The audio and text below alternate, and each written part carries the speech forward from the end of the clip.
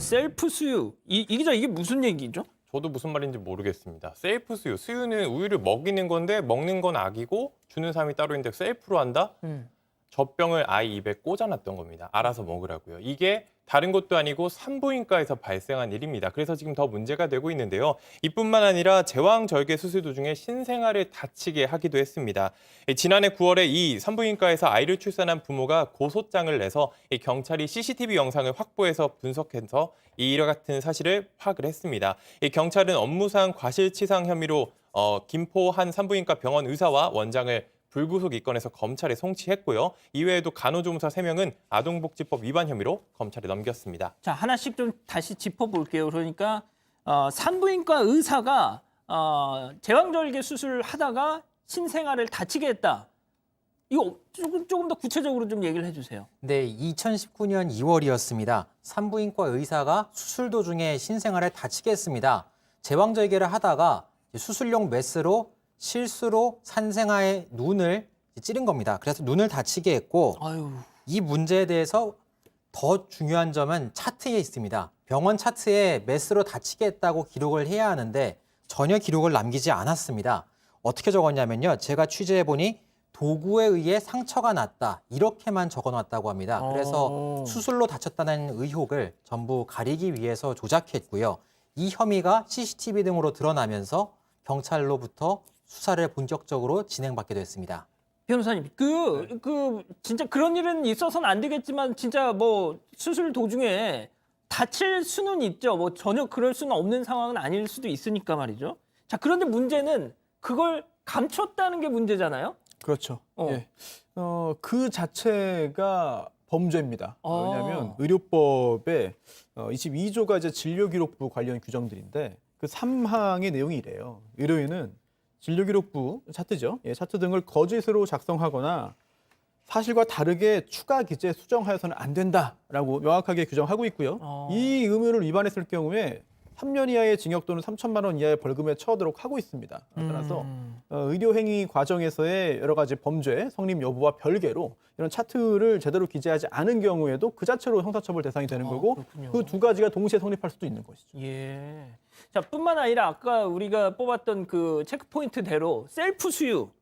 이거 뭐예요, 이거? 이 셀프 수유가 정말 아기에게 혼자 젖병을 먹게 입에 꽂아 놓은 겁니다. 젖병을요. 한 번도 아니고요. 11번이나 됐습니다. 네가 알아서 먹으라고? 예. 그래서 지금 받고 있는 혐의가 진짜. 아동학대 혐의입니다. 아동복지법 위반이고요. 그래서 경찰의 CCTV를 분석한 것으로만 11번이 나왔기 때문에 실제로 얼마나 더 많이 셀프 수유가 이루어졌을지는 장담하기 어려운 상황입니다. 교수님, 진짜 신생아들은 뭐 다들 아시겠지만 머리만 잘못 이렇게 누여도 질식사할 수 있잖아요. 네, 위험하죠. 그런데 이런 애들한테 셀프 수유를 했다? 이거는 글쎄, 일단 뭐 아마 아이를 이렇게 담요를 똘똘 뭉쳐가지고 그래가지고 아마 베개 같은 거를 이렇게 기대놨을 겁니다. 그리고 젖병을 입에다 이렇게 물려놓은 상황인데 문제는 뭐냐? 젖병의 각도에 따라 가지고 아이들이 이제 우유를 먹다가 공기가 많이 들어가잖아요. 그렇죠. 그러면은 이게 또 소화가 잘 아이들은 소화 기능이 발달을 안 해가지고 토할 수도 있습니다. 그러면 그렇게 이제 토한 분비물에 의해 가지고 기도가 막힐 수가 얼마든지 진짜 있어요. 그렇기 때문에 저렇게 아직 목도 못 가누는 애를 저렇게 해서 이제 우유를 스스로 알아서 먹게 하는 거는 이건 좀 적절해 보이지 않는다고 생각이 듭니다. 자, 그리고 또 있습니다. 그 해당 병원 신생아를 인큐베이터에 참 이런 표현이 좀 어떨지 모르겠는데 포개어서 집어넣었다. 근데 인큐베이터는 뭐 옛말로 뭐 칠삭동이 뭐 이렇게 약간 미숙아들 잠깐만 좀 이렇게 하는 그런 공간이잖아요. 그렇죠.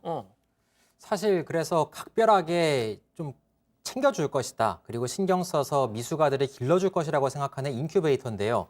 그런데 이 인큐베이터에 아이를 두 명을 동시에 넣었습니다. 그래서 한 명은 원래 자리에 누워 있고 다른 한 명은 그 옆에 낑겨 있는 형태로 인큐베이터에서 아기들이 자란 겁니다. 그래서 이 문제에 대해서 경찰은 일단 아기를 포갠 것은 사실로 확인이 됐다고 밝혔습니다. 그건 사실이다. 자, 그런데 말이죠, 변호사님. 아동학대 혐의가 지금 보니까 셀프 수유 그거에만 적용이 됐는데 왜 그런 거죠? 일단 경찰 단계의 수사가 마무리된 건데요. 일단 아동학대에 해당하기 위해서는 이제 아이들에게 위험성이 있어야 돼요. 위험해야 됩니다. 위험이 발생해야 됩니다. 위험. 그런데 이 셀프 수유는 충분히 그 위험이 발생했다고 볼 수 있겠죠. 그런데 경찰은 이렇게 본 겁니다. 그 인큐베이터 관련해서는 이 위험이 발견했다고 뭐 확신할 수 없다. 만약에 이 포객이라는 표현 자체가 약간 좀 추상적이긴 한데 예. 예를 들어 위아래로 아이를 포개 놓았다면 이건 당연히 위험이 그렇죠. 발생했겠죠. 그거는 예. 하지만 그게 아니라 좌우로 옆에 나란히 눕혀놨다면은 그 자체로 과연 이걸 학대로 볼 수 있겠느냐? 부적절한 의료 행위 그리고 불안전한 행위로 볼 수는 있겠지만 과연 학대로 볼 수 있겠는지 여부에 대해서는 경찰이 일단 부정적으로 본 것이고요. 예. 이러한 그 밀폐된 장소, 인큐베이터를 포함해서 밀폐된 장소에 아이를 이렇게 놓는 것, 또 셀프 수유를 처벌할 수 있는 그런 법률안이 이른바 뭐 신생학대 금지법이라고 해서 모자거법법 개정안이 일단 발의는 됐습니다 작년에. 하지만 아직까지 통과되지 않고 올라와 있는 상황이죠. 그렇군요. 자, 교수님 그러면은 이런 그 산부인과에서 벌어지는 문제들 저희도 뭐 보통 가끔씩 뭐 전해드리는 것 같은데 좀 이런 걸 근본적으로 좀 막을 방법 같은 거 없을까요? 글쎄 일단 너무 안타까운 부분이고요. 아이를 출산을 많이 안 하다 보니까 산부인과가 점점 줄어들어가지고 있는 소수의 산부인과에 이런 일들이 일어날 정도로 아주 집중이 되는 그래서 오히려 이제 제대로 된 프랙티스를 할 수 없는 이런 문제가 발생하고 있는데요.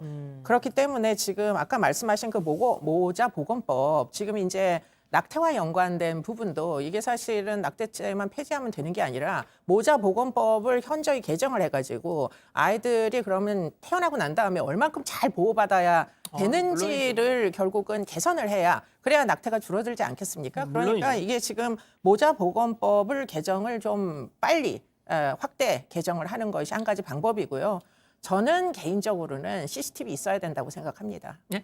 CCTV가 지금 이 그 수술실 안에 있어야 된다고 이번에 그 생각합니다. 빠졌잖아요. 의료 네, 개정에. 빠졌습니다. 근데 그거 사실 제대로만 뭐 실행한다면 지침대로 사실 CCTV 있어도 큰 문제 될 거 없거든요. 그렇기 때문에 실수면 과실이면 민사로 뭐 충분히 보상을 해주면 되는 거니까 CCTV 다는 게 맞지 않나 싶습니다. 예. 이재명 경기지사가 그 부분에 대해서 많은 강조를 하기도 했었죠. 자, 첫 번째 사건이 이렇게 마무리하고요.